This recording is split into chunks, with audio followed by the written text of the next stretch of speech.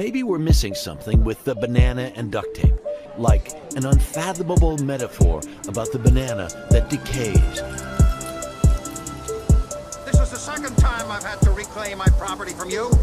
It belongs in a museum. So do you.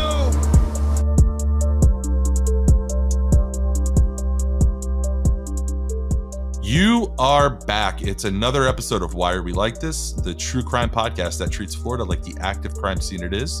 I'm joined, as always, by my co-host, Tomas Kennedy. Tomas, how goes it? Good. How are you, David? Pretty good. You're fresh back. You got that Ecuadorian tan that you're sporting. Yep. It looks good. Yeah. Looks The good sun on hits you. Harder here. And, of course, we have Gerald Doherty on the other mic. Jer, how are you? I'm doing well. I'm having a December New York tan, which is a much different shade of pale than an Ecuadorian tan, but I'm okay. If you're listening, and since you can't see us, if you're listening, I look really good. The listener should know that the New York weather is treating us really well. Can I pull the Bill Simmons move and be like, Tomas, turn on the camera, turn on the TikTok cameras. Fellas, today we are through slumming it. I'm tired of it. No more late nights working at the Taco Bell drive-thru on Bird Road. We are officially high class. We're getting headboards and box springs for those mattresses that have been on our floor for years. My front door locks now. Your front door has a lock on it.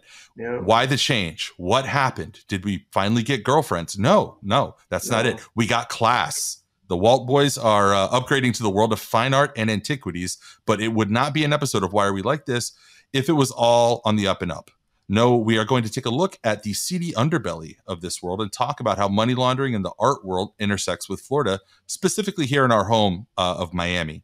Shepherding us through this brave new world is Tess Davis, a lawyer and archaeologist and the executive director of the Antiquities Coalition. She oversees the organization's work to fight cultural racketeering and also manages the day-to-day operations of the Institute's staff in Washington, D.C., as well as their programs overseas. Tess Davis, welcome to Why Are We Like This? Thank you so much for the invitation. Thrilled to be here. I want to call out that Tess is also our first guest who is a knight that we've had on the show. In 2015, you were knighted by the Royal Government of Cambodia for the work that you had done helping that country recover assets that had been plundered and stolen. And so maybe before we jump into our main topic, can you just tell us a little bit more about that and kind of how I thought that was so interesting and what that work entailed and what came of it? Well, thank you so much. Yes, I'm officially a commander in the Order of the Sahametre, and I actually had to miss the initial ceremony because of a work conflict. Oh my. And so was actually knighted in a bar. It was the only thing open at the time. It was a national holiday. So the location was a fun place for that to happen as well. Do they have like a round table in Phnom Penh somewhere where like they call all of you when the realm is facing danger or anything? I mean, is there any kind of like follow up to that? Like, do you have responsibilities that go with that? Alas, no. We do have a formal medal and then a more discreet medal to wear, but no, it was a true honor. The Cambodian government granted it to some of the federal agents involved and attorneys, and so it meant a lot that they showed their appreciation in that way. Yeah, it's such an ancient culture, and I'm sure that they've kind of been pillaged over the course, particularly of the last couple centuries. I would imagine that the work that you did centered on maybe more contemporary thieving or stealing. Like what was the I guess the contours of that work for you? Yeah, so the war in Cambodia broke out in 1970 and really didn't end until 1998 with the death of Pol Pot and surrender of his remaining forces. And over those decades, the American market flooded with Cambodian art that was hacked off from areas of conflict and smuggled to the heights of the very heights of the art market. Actually, some of this ended up in Florida as well. That has recently been recovered by Homeland Security investigations. So it's a problem that people think of the art world as being in New York, but it's really all over the country. The United States remains the largest art market in the world of any one nation, and Florida is a big piece of that. Yeah, and it's funny. I just want to say, like, in researching this episode, guys, when she says hacked off, like that's not metaphorical. A lot of these antiquities and the artwork is just very sort of rambunctiously cracked or snapped or broken or sawed in half, right? A lot of these works that we talk about are physically damaged in order to fit into containers and be secreted or moved around. Is that right? Yes, it's often broken into parts, to make it easier to smuggle, especially some of the Cambodian pieces that we're talking about. These are larger than life sandstone pieces. Some have a pedestal of about an equal size, and so these are massive pieces. And to get them across borders secretly at that, they would often be broken into parts first. So I want to set the stage for this issue a little bit before we get into it. The United Nations Office on Drug and Crime estimates that the underground art market, which includes thefts, fakes, illegal imports, and organized looting, may bring in as much as $6 billion a year. That's a lot, especially when you consider that the estimates of the legitimate market are around 65 to 70 billion a year. So that's a lot of fraudulent activity happening. And we're having you, Tess, on 1 week after the 20th iteration of Art Basel in Miami, which is considered to be a premier art fair in the Americas for those of us who maybe, like me, Tomas, Jerry, maybe spend a little bit more time on the extracurriculars in the areas like Wynwood and Midtown. Can you give us a refresher or just like an insight on what does the art world think of when they think of Art Basel? Because they probably don't think of the same things that us locals think of. It's the real event is mostly contained in a Miami Beach Convention Center. So who are these people that like come down here to Miami to spend millions, tens of millions of dollars on art? I mean, what is this like demographic? Well, Art Basel is one of the premier art fairs in the world, and as that suggests, attracts people from around the world. We're talking the top galleries, the top auction houses, the top collectors, all coming together in one place. So it is an exciting event that really puts Florida on the map in the global art world. Yeah, we more think of it as just another excuse to party. I think it's I'll be honest. It's like Renaissance fair for art nerds. I see like street murals and I pretend I understand what I'm seeing. I take a selfie. That's basically it. That's the free stuff that I get. Yeah. Anything more than that can cost you. Yeah, quite a bit. Yeah, I'm not paying for that. So we've got culture in Miami, but apart from Art Basel, I don't think anybody would describe us as like a destination for fine art or antiquities.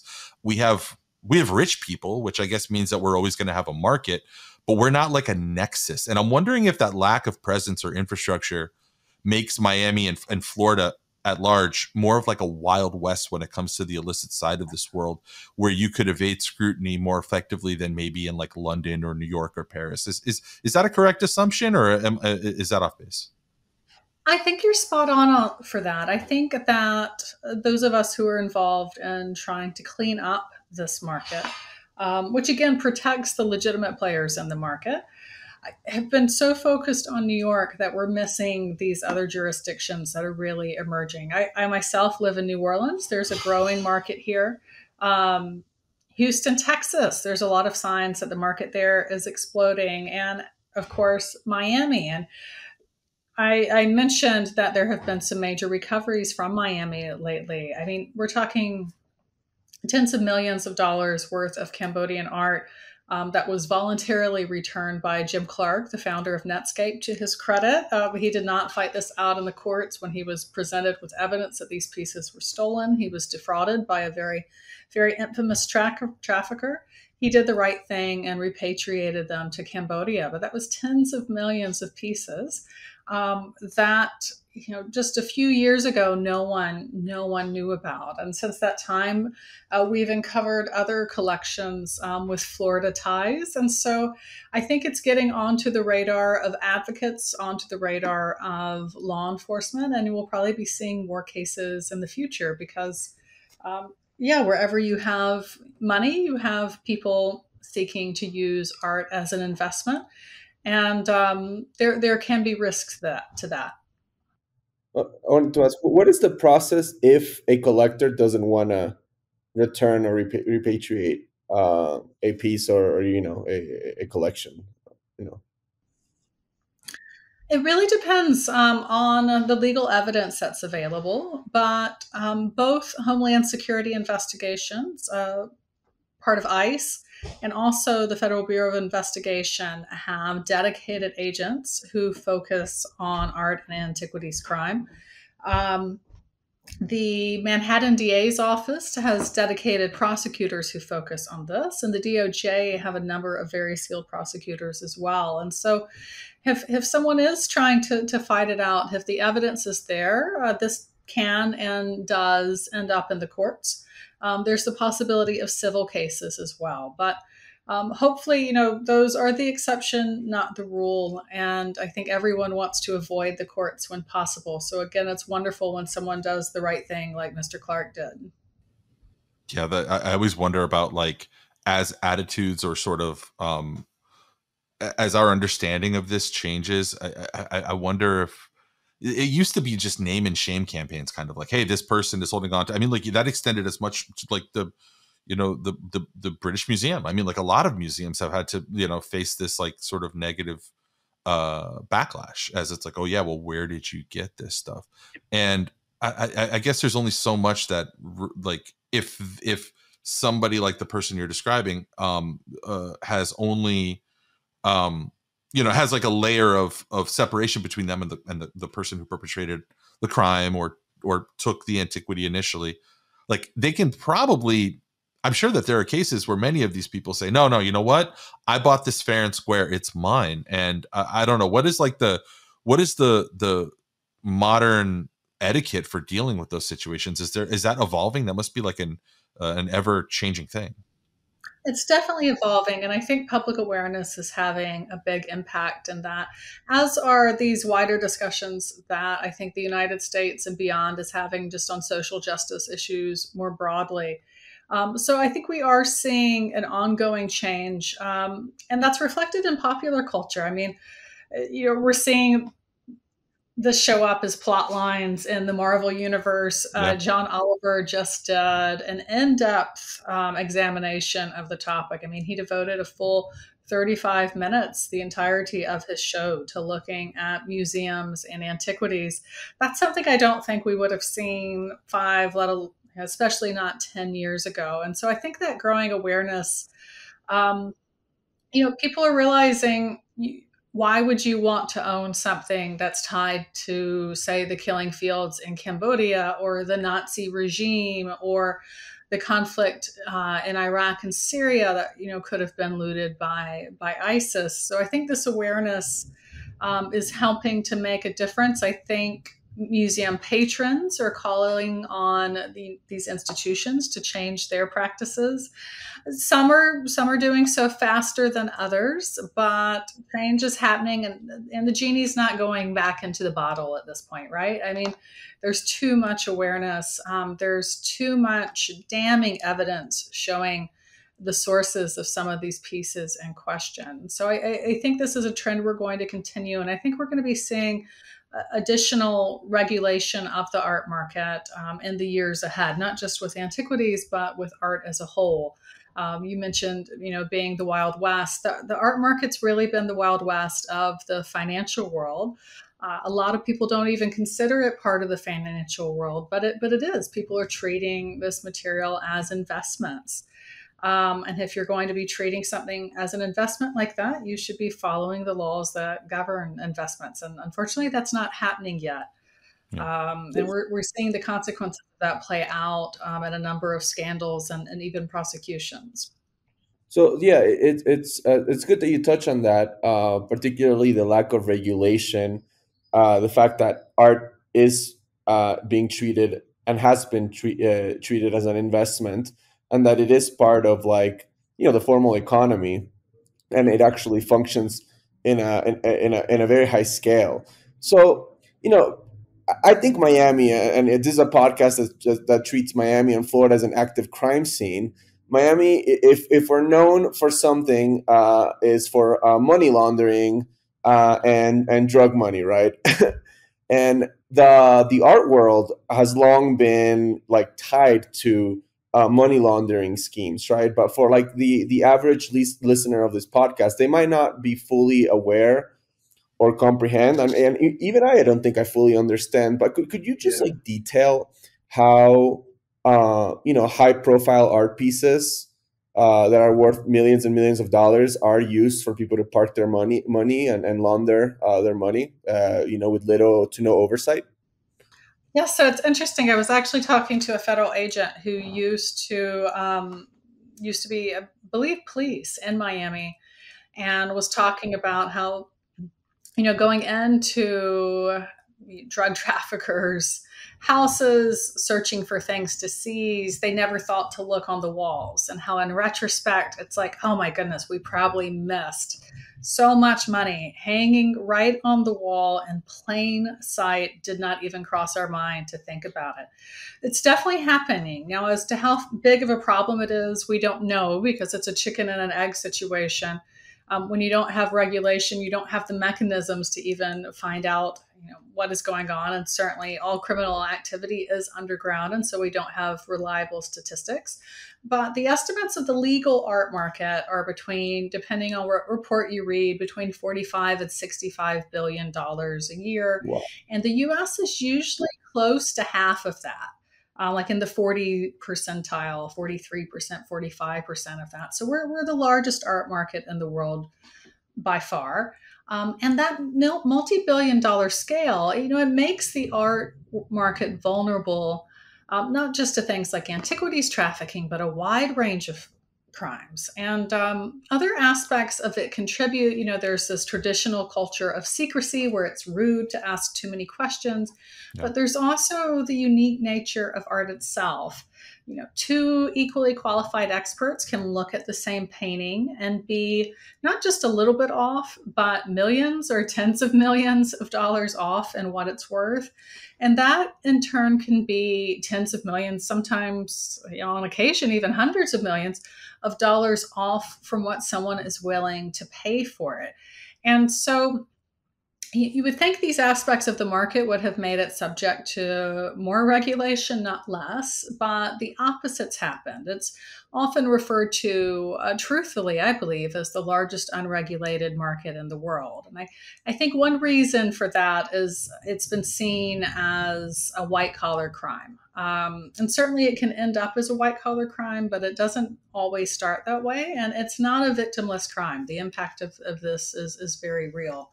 But you take all of these things together, the amount of money involved, the lack of transparency, lack of regulation, and again, the unique nature and portability, for the most part, of art itself. And you have a perfect storm for a wide range of crimes: fraud, forgery, tax evasion, money laundering, sanctions violation, and even terrorist financing. It's funny you bring up sanctions violations, because I was I wanted to get into some of the specifics, but I wanted to also read a really quick clip from a New York Times article from a couple of years ago that you're probably familiar with. Senate report: opaque art market helped oligarchs evade sanctions. And this article goes into talking about companies linked to two Russian oligarchs exploited the opaqueness. I think it should be opacity, but opaqueness. Okay, sure. As of the art world to buy high art value, bypassing U.S. sanctions, according to a report by the U.S. Senate's Permanent Subcommittee on Investigations that was published on Wednesday. And New York Times style guide. Go check your reporters. But I wonder when things like that happen, because this resulted in I think that it ended up getting a lot of the fines and things that emanated from this specific case. I don't know if they ended up getting paid. Sometimes it's hard to tell if they get overturned on appeal, but they also start conversations that lead to legislation, right? They start these movements to try to regulate. So like, bring us to 2022. Where does that effort to formalize and make it where, you can't just like come buy a stolen Rothko or something in Miami? Where does that stand now? Like, what is there anything in the works legislatively? Well, I'm so glad, first of all, that you brought up that case, because I think it's one of the more important ones out there. So that investigation was called because back from the last time that Russia invaded, when it invaded Crimea, so years ago now, we put into place sanctions, much as we did this time. And Congress slowly realized that these sanctions didn't appear to be working as well as they would like, that these people on the sanctions list, these institutions as well, seem to have access to money that they shouldn't have. And so they commissioned this report from the Permanent Subcommittee of Investigations to look into two gentlemen in particular, the Rodenberg brothers.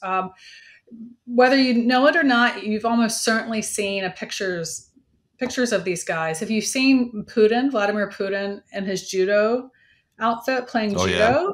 Yeah, that picture circulates everywhere, right? It's the Rodenbergs who are usually with him. So they go back a long way. They're his judo buddies. And they're oligarchs who have just made billions of dollars and are closely tied to the Kremlin. So the Permanent Subcommittee starts looking, and they realize that the Rodenbergs were evading the sanctions almost immediately using the art market. And we're not talking about back alley dealers. These are top auction houses, a top gallery, to the tune of tens of millions of dollars that they were able to find. And who knows, there could have been more. But what's disturbing is, again, this was the last invasion of Crimea. We have the invasion of Ukraine that started earlier this year. The Rodenbergs are on the sanctions list again, as are relatives and their attributed companies, and yet nothing has changed to cut off this loophole that they abused before. So legislation, it's been come in fits and starts. There have been several attempts, which is farther than we've ever gotten in the past, but it hasn't made it across the finish line yet. I do think that's going to change. Certainly what's happening in Ukraine and the sanctions cases there are putting a renewed spotlight on this. But right now, our markets are very, very vulnerable to this type of abuse. And the legitimate players who make up the majority of the art market are very vulnerable to it as well. These are people with art history degrees for the large part. You start talking about sanctions and SAR reports and things like that, it's often speaking a separate language. And so, regulation, I know additional regulation is burdensome. We run a nonprofit that works overseas. Trust me, we have to do a ton of paperwork. I get it. But it'll protect the good guys in the art market as well as helping our law enforcement go after the bad guys. I wanted to ask a follow-up question on this related to, like unregulated markets and money laundering. So on this podcast, we are a bit of crypto haters. We have talked a lot about crypto scams, and we're from Miami. I mean, our mayor is like the chief peddler of like crypto scams. So how can we not? But on the issue of NFTs, which is a collapsing market, and some people might consider those art pieces. I do not, for the most part, because they're horrible. But obviously, what the NFT is it's a non-fungible token that's attached to the art piece, right? So it's not like the art piece itself is the NFT, but it's hard to say what is being put value upon, right? Is it the NFT? Is it the art? Is it the hype around a certain collection? Is it the consumer or invest, quote unquote, investor confidence on an NFT? So I guess what I'm getting at is, what is like the relationship between like the traditional art market and this like NFT market? Like, how does the art world see this sort of like, I guess, disruptive force? And and in terms of like just money laundering and criminality, what is its effect? Yeah, I wonder if there's bleed over there. Yeah, it's certainly a conversation that is happening at the art market. Perhaps one of the most prominent conversations today, and the landscape is really changing day by day. There are advantages and disadvantages to it, right? The good aspects, this can hopefully allow artists to control their output and utilize, blockchain technology to, protect the ownership history of the piece, to protect, their integrity when tied to the piece. But the downside of it is it's this other, wild, wild west. And criminals move a lot more quickly than laws and law enforcement. They can adjust on a dime, and they do. And so there is also a lot of concern that this is going to be, yet another playground for criminals to take advantage of. So I think the jury is still out. Again, there's some advantages to it, but a lot of risk. And it just highlights, I think, the scandals we've been seeing lately. Again, why regulation is needed across the board. Sure. I had a question on that in terms of like the value, because you've touched on it a few times where a lot of what it seems like makes art specifically ripe for this kind of abuse is the very, I guess, amorphous nature of how you can assign value to something, especially if you don't really know where it's come from. You have to take someone's word for it, etc. I remember back in the crash of '08, a lot of the reason why a lot of those mortgage baskets were assigned a good value is because, a quote unquote independent agency had assigned it, a AAA rating. Have you ever seen some kind of like similar like fraud where there's an attempt to try to, I guess, essentially like bribe like an appraiser or something to try to say like, listen, like I'm trying to engineer some value here. Like, can you say that this is worth XYZ and we'll give you a kickback or commission or something like that? Like, is there, for the people who are supposed to be like at the vanguard of like, you can trust, that this art is legitimate and above board, has there ever been any kind of abuse like that? Well, there's actually a scandal taking place in Sarasota right now where... Oh no. They're cutting in on our turf.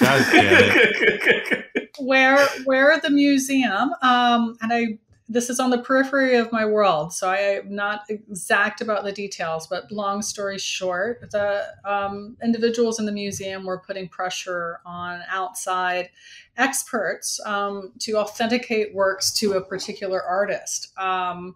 And that has since blown up into a major scandal in the frauds and forgery world. But I think it shows that this is something that's probably happening a lot more than we realize. It takes a lawsuit to bring these things to light. So yes, that's something I think definitely happens, this type of pressure, because there's a lot at stake, right? There's a lot at stake with attribution if something, is a real fill in the blank famous artist or not. If something is a real antiquity or not, can be the difference of substantial amounts of money. And so, again, that can be easily manipulated by those who are bad actors. Yeah, I mean, I wonder, to Jerry's point, like, this is a world where if I am like going back to Rothko, if I'm like if I'm a billionaire and I'm some huge Rothko fan, and it's just like on principle, I want to overpay by $10 million for a piece because I don't want anyone to even try to outbid me or whatever. That's, I guess, a legitimate transaction. I'm within my right to do something like that. But if that same posture is taken by somebody who's really just trying to move an exorbitant amount of money from point A to point B, it's like buying three what's a high end watch, three Cartier watches, and just putting them and getting on a plane and flying. This is like the tenets of what we talk about in the world of anti-money laundering: secreting money, right? Secreting value, getting it to go from across a border where you wouldn't be able to do it through JP Morgan, you wouldn't be able to do it through USB or whatever.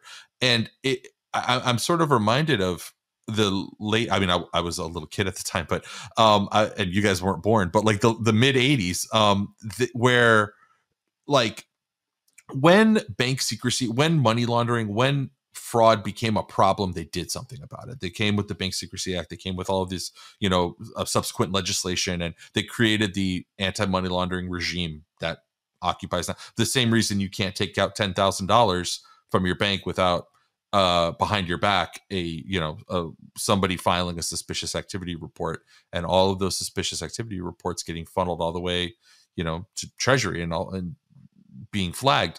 And it seems like when the world of a sector wants to fix the thing or address it, they do.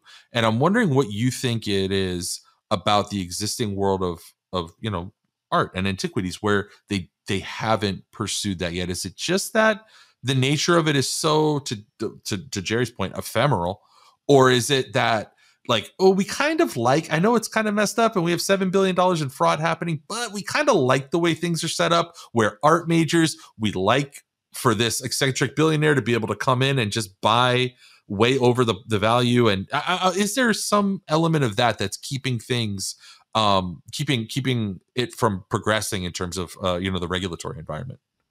Well, very good question. And first, apologies for maligning Sarasota. It was actually Orlando, but it would be Orlando. Oh, no. But that's definitely something you should look into for a future edition of the show. It's right up our alley. That sounds right up our alley, honestly. But no, it's, it is interesting that action hasn't been taken, and it sometimes boggles my mind when you think of the groups that are subject to the Bank Secrecy Act, which has to be one of the worst named laws in American history. But when you think of the groups that have to, according to the act, have to work, take steps to prevent money laundering and also support U.S. government authorities in combating it, it includes, sellers of cars, boats, planes, gemstones, gold, other precious metals, pawn shops. And think about a pawn shop. A pawn shop has the exact same business model as an auction house. It's just they're hawking, stereos and jewelry instead of Modigliani's and Antiquities. But it's the same business model. It's selling something for someone else that you don't own. And yet a pawn shop in Miami, a mom and pop business, they're subject to all these anti-money laundering laws, but Sotheby's and Christie's aren't. It's a bit ridiculous. But why that is, I think it's that, for one, it's such an insular world. It's such a whole different world than the law enforcement and even government. I think there's different languages spoken. And I think that foreignness has worked in the art market's advantage. Two, we're talking about, again, a multi-billion-dollar industry that has large lobbying power. But even bigger than that, again, I think it comes back to this misconception that this is a crime that only impacts the wealthy, and that it's a victimless crime. And again, it's not either one of those things. I was talking to an agent with the FBI who does fraud and forgery investigations. And, he's seen so many families lose their retirement, lose their kids' college money because they invested it in a forged painting. These are regular people who thought that they were making a sound investment. And when you talk about the antiquities trade, I mean, this is funding groups like the Khmer Rouge back in the 70s, 80s, and 90s, Daesh, 10 years ago. And there's very credible evidence that it's funding the Russian invasion today. So these aren't white-collar victimless crimes. And I think as government continues to learn more and more about that, we're seeing this push for regulation. I don't think the genie's going back in the bottle, but it takes a long time. It takes a long time. The Bank Secrecy Act was created during a very different world, and updating it is challenging. Yeah, and I think you touched on it briefly previously when you mentioned that, you were mentioning the distasteful regimes that take advantage of these sort of money laundering and pillaging of art pieces, and you mentioned the Nazis. And I just wanted to highlight that because they were like a major world power at the time. They weren't some tiny terrorist group, but they were people like high Nazi officials like Hermann Göring and others were stealing major pieces of artwork all throughout Europe. Even before the start of World War II, but even worse afterwards. And they were just enriching themselves and enriching their regime through that process. So it's not something that just it's done by drug traffickers or terrorist groups, but major state players engage in this as well. And as you so rightly mentioned, in an organized fashion at the highest levels of these groups, it's a policy. And we're still seeing the fallout from that today. I mean, the most credible estimates that I've read, at least, that there's hundreds of thousands of Nazi stolen artworks that have yet to be recovered. And a lot of those are hanging on a museum wall, a collector's wall, and no one's aware of their true history. Or in some unfortunate cases, they are aware and are just refusing to return it. But that's still, we're talking how many decades later, and this is still an ongoing issue that's making headlines every week. So, I mean, the countries that are suffering this today, the pieces that are being stolen from Ukraine today, how long is it going to take to recover those, and will they ever be recovered? It's hard to say. Yeah, at the nut of it, it just kind of reminds me of, guys, I remember I think we were talking about this maybe in the chat a few days or a few weeks ago, but with Sam Bankman-Fried and that whole FTX scandal and everything, we did an episode on recently about, I forget where it was written, but somebody came out with a lot of the leaked correspondence with him trying to work, and he's not the only one that was trying to work to get FTX and all of these crypto, all these crypto coins classified as commodities as opposed to currency. Yeah, exactly. Because why? Because you compare the regulatory enforcement budget of the SEC versus their counterparts at Treasury, and it's like, yeah, well, there's hardly any cops here to stop me from doing this. And when you said, Tess, about how like the people who are sort of working hand in hand with what should be enforcement are art majors. They're people who that's not their primary purpose. There's probably not that many people with your professional profile where you kind of play in both worlds. And I'm wondering, do you think that could have something to do with this and I keep going back to Miami being this free fire zone for a lot of these transactions to happen? It must feel like, if it's a heck of a lot easier to do a transaction like this than to run a Ponzi scheme and end up getting 400 years in prison because you stole money from rich people, which is really the worst thing that you could do in this country. But I don't know, it feels like that, like kind of picking their regulatory environment is an important part of this, or no, what do you think? Yeah, and not to give ideas to the criminally minded out there, but I mean, if you look at let this, me grab my notebook. Hang on, give me a second. If you look at this from a criminal's perspective, it has a lot going for it. In fact, one case from, I believe it was Philadelphia, where they caught someone laundering drug money through art. They actually had the guy on the record saying, well, we'd looked at real estate initially, and this was just so much easier. And he wasn't caught because of the art. I think there was an undercover agent or something like that. And we see that with actually a lot of these cases that come to light. They come to light randomly. There'll be an undercover officer who's investigating something else, be it drugs or something else. There'll be a leak like the Panama Papers or the Pandora Papers, something that triggers this, because since art is not subject to the Bank Secrecy Act, collectors, auction houses, dealers, etc., can be making these huge, massive purchases and are not required to file these suspicious activity reports that they would have to file if they were dealing in most other commodities of this scale.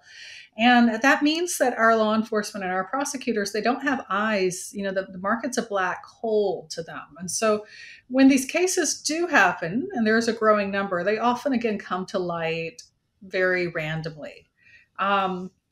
And there are very, very few agents who are really dedicated to this and have an understanding of these different areas, because again, it's very different languages, especially the financial crimes.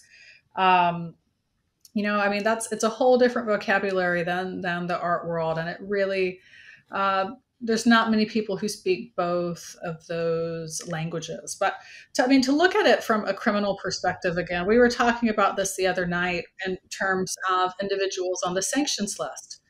Like, how do you find out what art they have to even go after it? There is an international database of thoroughbred horses, so you can track down their horses. But there's nothing comparable for this. And we were talking to a seasoned investigator who's done AML investigations for decades, and pretty much the best we could think of to find art owned by people on the sanctions list was going through like Russia's Architectural Digest and hoping you get lucky. I mean, there's nowhere you register it. Maybe someone has it insured, but how do you get records of that? It's a black hole to law enforcement. And so whether you're a Russian oligarch, whether you're a drug dealer, whether you're an antiquities trafficker, there's a lot of advantages to going this route, unfortunately. Yeah, there's not like I don't imagine there's some like I'm trying to think of in the world of finance, Swift, for instance, right? In commercial banking, there's like it's blockchainy, right? But it's not transparent. You can see everybody who has done a financial transaction, and it's like there is a built-in infrastructure like that. I wanted to drill down on something you just said. You were talking about the Panama Papers, and earlier you had mentioned the idea that like people think that these are just victimless crimes, like one guy on a yacht screwing over another guy on a yacht in Miami Beach or something like that. But the Panama Papers, and I still rue the fact that it did not get in the media verse. It didn't get the pickup it should have. And it's like that's as close as we have been able to come, I think, to showing the victims, right? Because there's two different crimes. There's the crimes where, the yacht number one is screwing over yacht number two, billionaire one is screwing over billionaire number two. But then there's the other one where billionaire A is just trying to get his money out of his impoverished country so that he doesn't have to help support the, through his taxes, his, obligation as a citizen to that country. And it must be really infuriating or like kind of like crazy making from your perspective to see a lot of that stuff happen and for people to just kind of peg it as like, well, those are rich people's problems. And it's like, well, not really. It's kind of all of our problems, right? No, it is a loss for all of us. With antiquities trafficking, we're losing so much of our shared history. And again, this is, yes, it's funding opportunistic criminals on the one hand, but it is also funding, there's solid evidence of ISIS involvement. ISIS's operation was so organized that they even had a ministry of antiquities with stationery. They actually had stationery with little logos and org charts and all of these things. Different departments, departments of marketing, departments of acquisition, these various things. And if you look at the satellite photos of ISIS controlled territory during the height of their control, it looks like a moonscape. It's been completely plundered in an organized fashion, and that takes men, that takes equipment, in short, that takes money and resources. And those satellite photos have been confirmed by groups like the Syrian Day After Project that has people who were risking their lives to smuggle out evidence of this happening on the ground to the outside world to sound the alarm. So in that case, the Security Council acted. There was a UN Security Council resolution calling on the world to close its borders to Syrian antiquities, absent proof that they were legally acquired or traded. But to go back to Ukraine, we're not going to see a Security Council resolution for that, clearly. It highlights the weaknesses of the UN system. When one of your members of the Security Council is the accused. So what happens in the absence of that? And thus far, we're approaching a year, and our borders are wide open to Ukrainian art and antiquities, despite very credible reports that there's an organized campaign of theft. As well as the very real risk of capital flight. If you can get art into the country, into the United States, and then sell it here, you have money in the United States. It's a great way to avoid sanctions and other rules. And then you come down to and then you take all your proceeds of crime and come down to Miami and party really hard and get your own, baby. Let's go. Get your own what do you call it, warehouse space down in Midtown.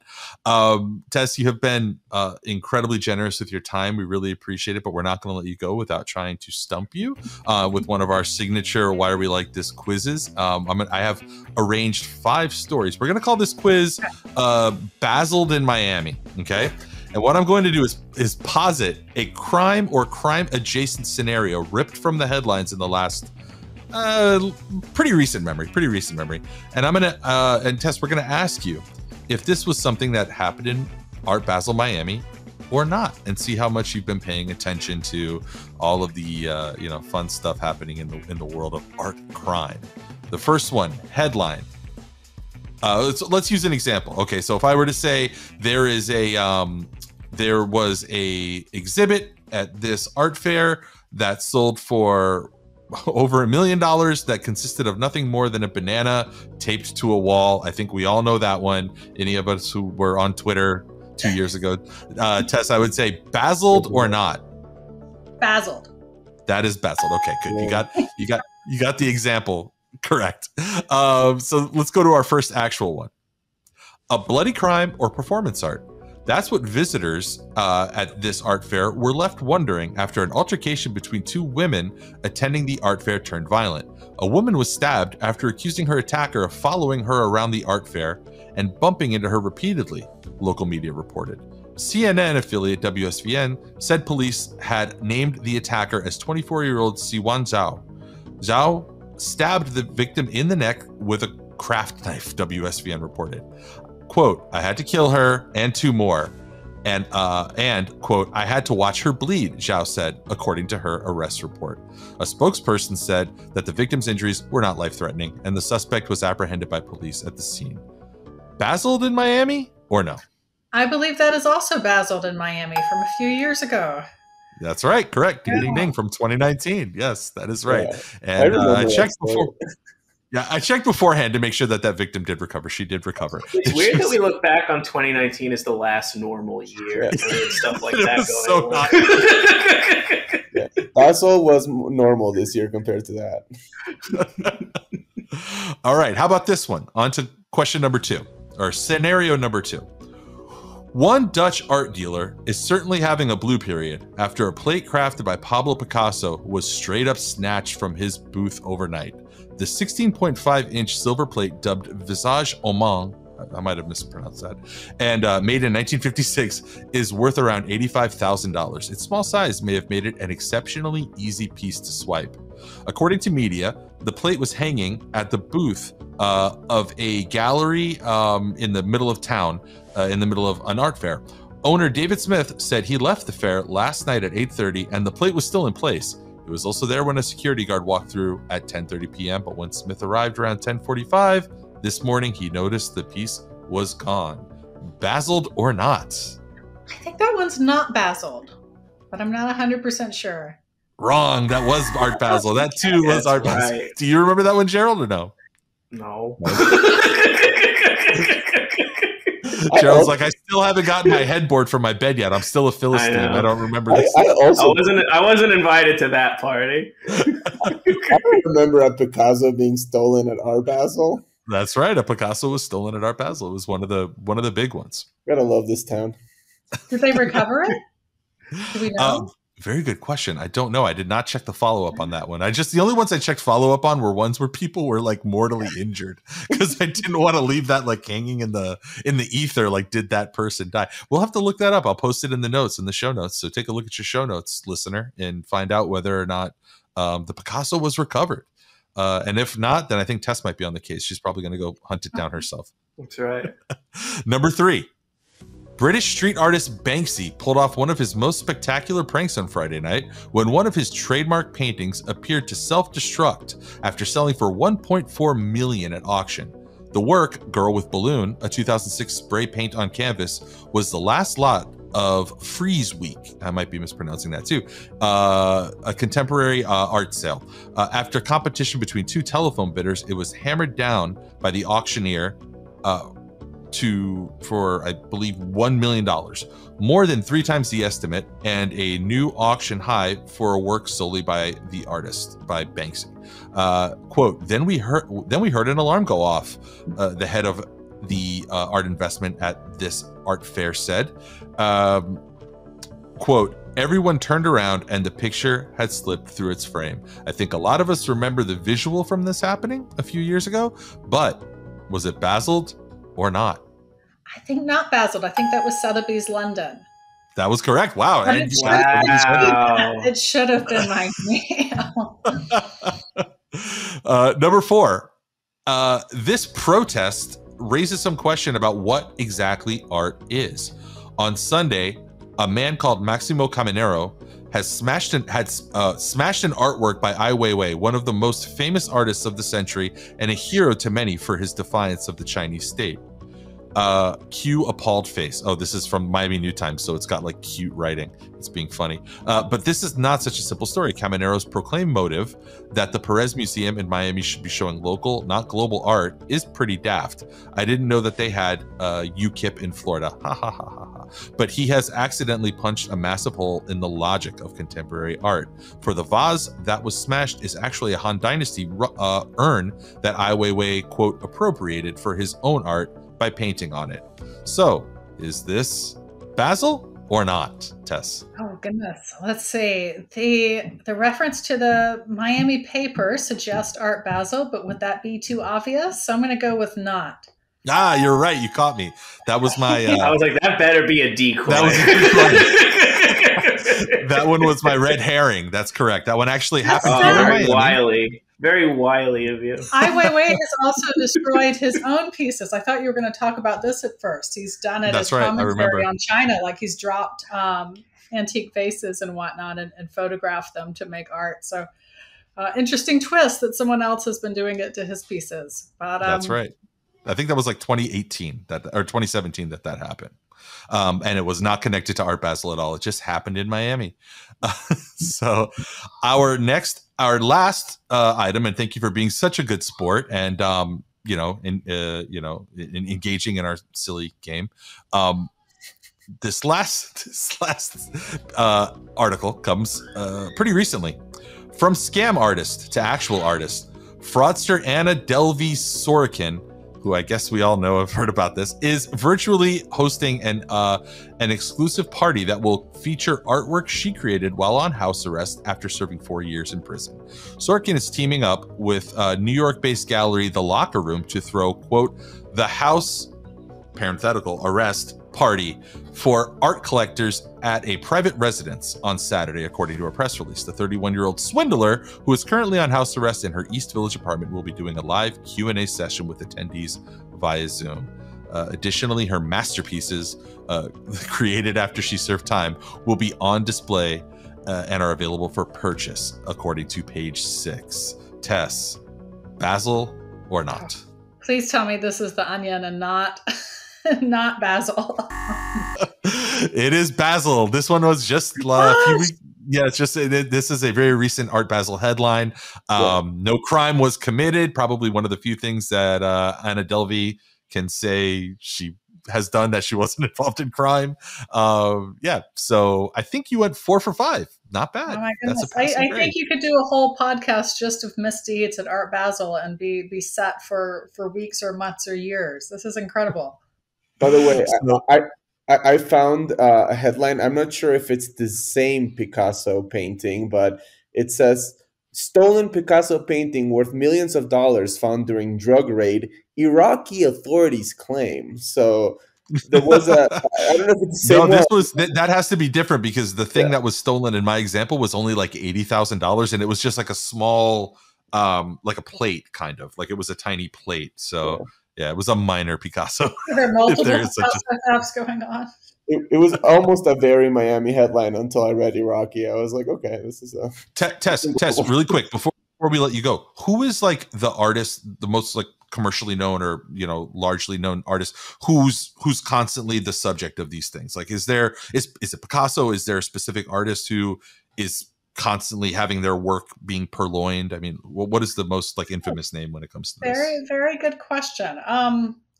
I do know the Mona Lisa has been stolen multiple times over its long history, and Rembrandts have been a particular target as well. In fact, there is an entire book out there called Stealing Rembrandts, which just looks at different cases of Rembrandt thefts over the years. I believe Picasso's have been quite targeted, and you're also working with a higher volume. Because he was so prolific, yeah. Yeah, in terms of forgeries, forgeries. I've heard my colleagues who do this say that Modigliani is a frequent choice, as is Basquiat. In fact, the Orlando case deals with some. I think it's pretty much confirmed that they're forgeries of his. Yeah. So, an interesting question, but yeah, can't keep your guard down. Yeah. So if you're a fraudulent artist, listen to the podcast. That's how you blend in. Stick to those names. Tess Davis, thank you so much for being so kind with your time. Where can people find out more about the Antiques Coalition and follow you? Great. Well, you can go to our website, antiquitiescoalition.org. We're also active on most social media, Twitter, LinkedIn, Facebook, Instagram. I think like everyone, we're deciding which other new outlets to look in now in case some of those go away. But thank you all for using your platform to raise awareness of this issue. Again, it's a huge, the more the public is informed about this and calls for change, the more change actually happens. So thank you. We appreciate it. That's all for this episode of Why Are We Like This? Be sure to follow us on Apple Podcasts for more episodes or subscribe wherever you get your podcasts. Visit us at wawlt.com. Follow us on Twitter at Wolt Show and on TikTok at Wolt Show. You can also email us at wolt@allpointswest.net. Until next time, this was Why Are We Like This? Wolt Mafia Rising.